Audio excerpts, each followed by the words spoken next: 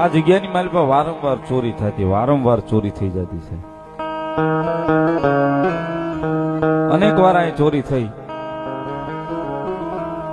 અને મંડળના જે સભ્યો છે ને સાહેબ, એના કોઈના કુળની નથી હોય બેઠી નહીં,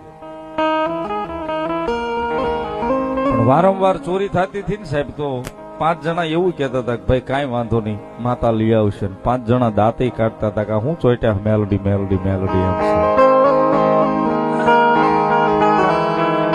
આ આંગળી છે હરખી નથી સાહેબ, બધાની વિચારધારા હરખી ન હોય.